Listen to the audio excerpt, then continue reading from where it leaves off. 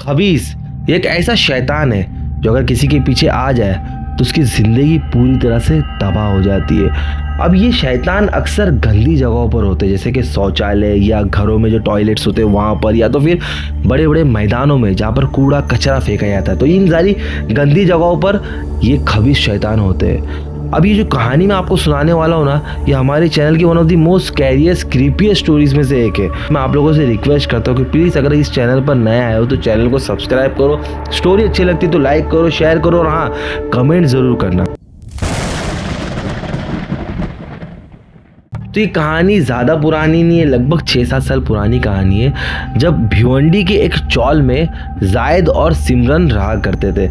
अब ये दोनों एक दूसरे को पसंद करते थे। इनकी शादी की तारीख भी ऑलमोस्ट फिक्स हो गई थी, लेकिन एक दिन अचानक लड़की की दादी की तबीयत खराब हो गई। तो उनके घर पे ऐसा लगा कि अब उसकी दादी की इतनी एज हो गई थी कि कभी भी कुछ भी हो सकता था। सिमरन के मम्मी पापा और घर वालों ने डिसाइड किया कि क्यों ना उनकी बेटी की शादी जब 1 साल बाद होने वाली उसको 1 हफ्ते में ही कर दे, ज़्यादा धूमधाम से नहीं करेंगे, सिंपलिसिटी में एकदम इनका निकाह पढ़ा के दे देते। तो ये बात वो लोग लड़के के घर पे गए, यानी कि जायद के घर पे लेके गए। तो जायद की मम्मी पहले तो मना कर रहे थे क्योंकि उनके घर की ये पहली शादी थी और वो चाहते थे कि उनके बेटे की शादी वो धूमधाम से करे। तो बहुत ना ये सारी चीज़ें होने लगी, लेकिन फाइनली लड़के ने अपनी माँ को मना लिया, बोला कि अम्मी हमको बड़े लेवल पे करना है ना तो हम लोग कर लेंगे, हम लोग वलीमा अच्छे से कर लेंगे, इनको अगर शादी सिंपलिसिटी में करना है तो कोई बात नहीं है। तो उसकी माँ बोली ठीक है चलो जैसा तुम बोलो बेटा कर लेते। तो अब निकाह ये लोग ने एकदम सादगी से करे, लेकिन वलीमे के लिए ये लोग हॉल ढूंढ रहे थे। तो वो सीज़न शादी हो गई था, तो अब इनको हॉल भी नहीं मिल रहा। अब इनके घर में इसी चीज़ को लेकर बहस चल रही है कि अब हॉल नहीं मिलेगा तो कैसे क्या होगा। जायद का छोटा भाई आइडिया क्या देता है कि अम्मी अपने घर के सामने जो इतना बड़ा मैदान है, यहाँ पर अगर हम लोग वलीमा करवा दें तो किसी को क्या प्रॉब्लम होगी।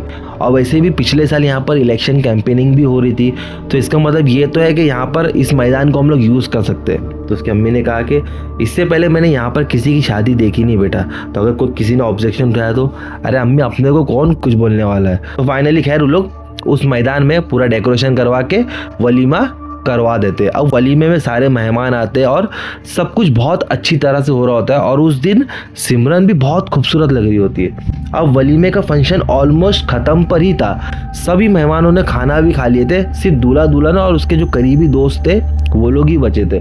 तब लोगों की नज़र क्या जाती है कि सिमरन कुर्सी पर बेहोश हो गई है।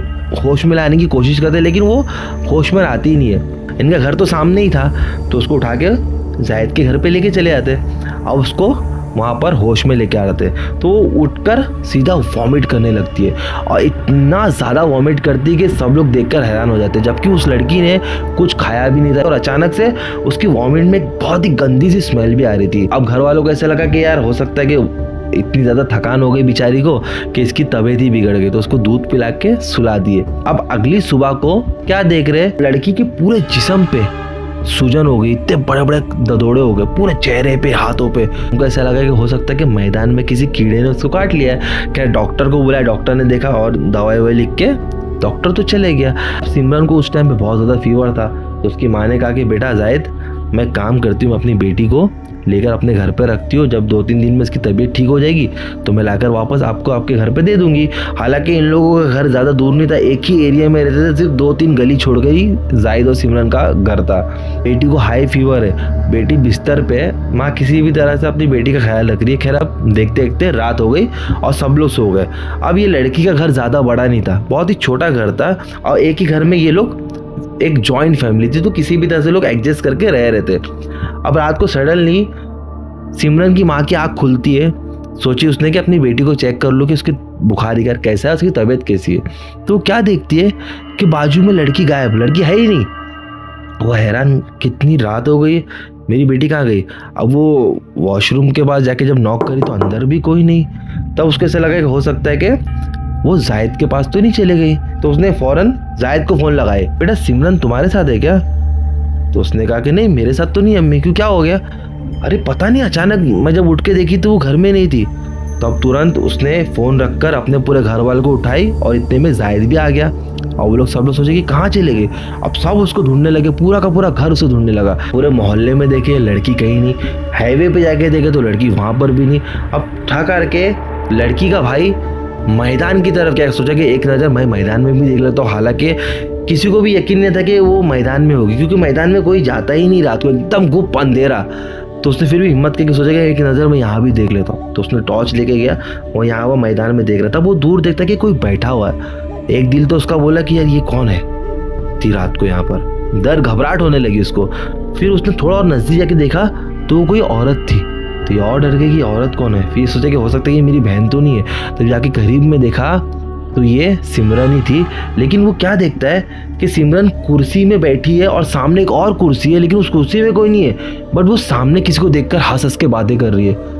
एकदम हैरान कि किससे बात कर रही है। तो उसने फौरन भाग के, वो अपनी बहन के पास नहीं गया, पहले वो भाग के अपने पूरे परिवार को लेके आया और पूरे परिवार को देखा कि ये क्या चल रहा है। परिवार वाले पूरा देख के डर गए। उसके पास गए तो अचानक से वो ना अजीब बिहेव करने लगी, अजीब सा चिल्लाने लगी और इतना गुस्सा करने लगी। बेटा बेटा बेटा क्या हो गया बेटा, बेटा होश में आ, बेटा होश में आ।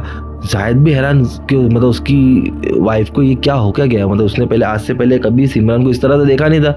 वो खुद हैरान हो गया। अब उसको किसी तरह से समझाने फैलाने की कोशिश कर रहे, लेकिन वो अपना गुस्सा कर रही इन पे, मानो उसको समझ में नहीं आ रहा हो। तब लड़की की माँ ने उसके सर पे हाथ रख के सूरे, आयतल कुर्सी, सारी चीज़ें पढ़ना स्टार्ट कर दिए। थोड़ी देर में लड़की थोड़ा होश में आई और होश में आने के बाद मानो कि उसको कुछ याद ही नहीं कि आखिर वो 2-3 मिनट पहले यहाँ कर क्या रही थी।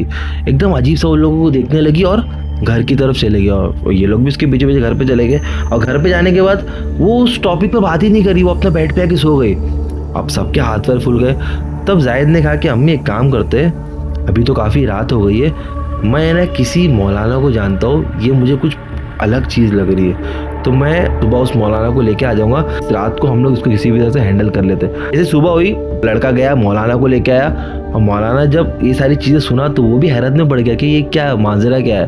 तो उसने कहा कि देखो, मैं ऐसा बता तो नहीं सकता कि आपकी लड़की के ऊपर क्या झपट में आ गई है, क्या हो गया है, पर मैं इतना कर सकता हूँ फिलहाल के लिए कि जैतून का तेल ला के दो मुझे, मैं उस पर कुछ पढ़ाई करूँगा और वो उसके सर पे लगाना, और फिर हम लोग उसके सर पे अलग अलग जगहों पर घाटी बांध देंगे, यानी कि नॉट बांध देंगे।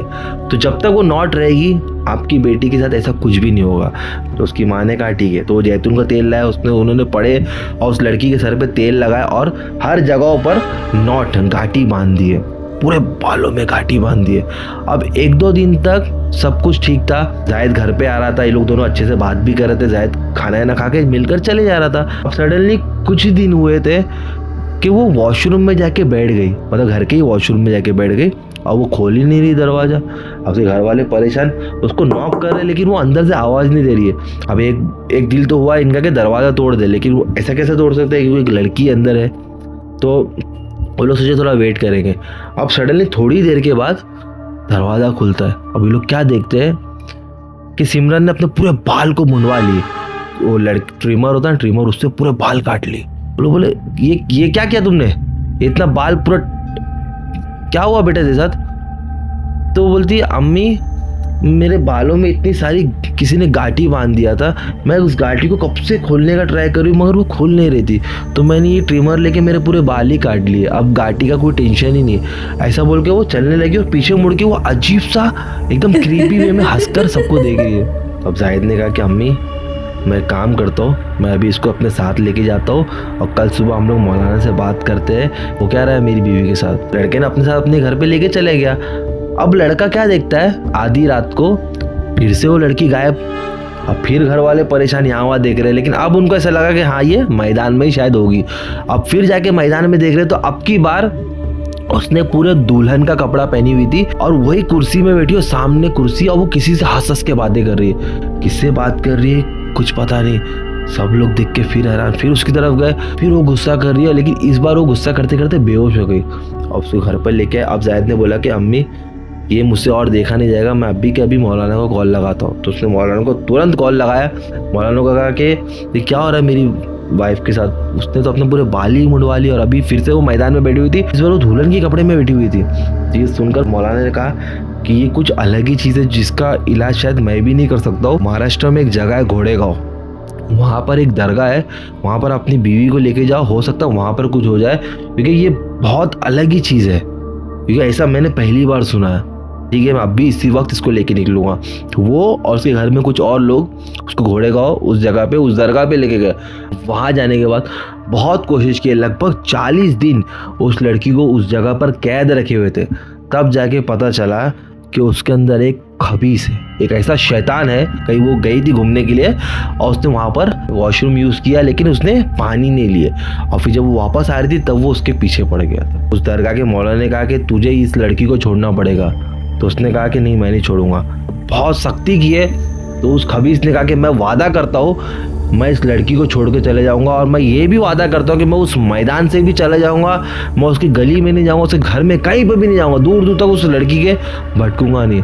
ऐसा बोल के वो उस लड़की को छोड़ा। सिमरन ठीक हुई। उसको जब वो लोग ने अपने घर पर लेके आए, उनको ऐसा लगा कि यार यहाँ पर रहने से हो सकता है कि इसके साथ ये सारी चीज़ें वापस ना हो जाए, तो लोगों ने उस एरिया को ही छोड़ दिए। जाहिद और सिमरन दोनों की फैमिली ही भिवंडी को छोड़कर आज मुंब्रा के अमृत नगर में रहते हैं। ये कहानी मुझे उन्हीं के नेबर सना ने भेजी है, जो कि हमारे चैनल की एक डेली व्यूअर्स में से एक है, जिन्होंने मुझे इंस्टाग्राम पर ये स्टोरी शेयर की थी। तो सना को मैं थैंक यू कहना चाहूँगा। और मैं आप लोगों से सिर्फ इतना ही कहना चाहता हूँ कि अगर आप लोग कोई इस तरीके की गंदी जगहों पर जाते हो तो अपना ख्याल रखें, कभी भी कुछ भी हो सकता है। तो यार बस इस कहानी में इतना ही। मैं मिलूंगा किसी नेक्स्ट कहानी के साथ। Till then bye.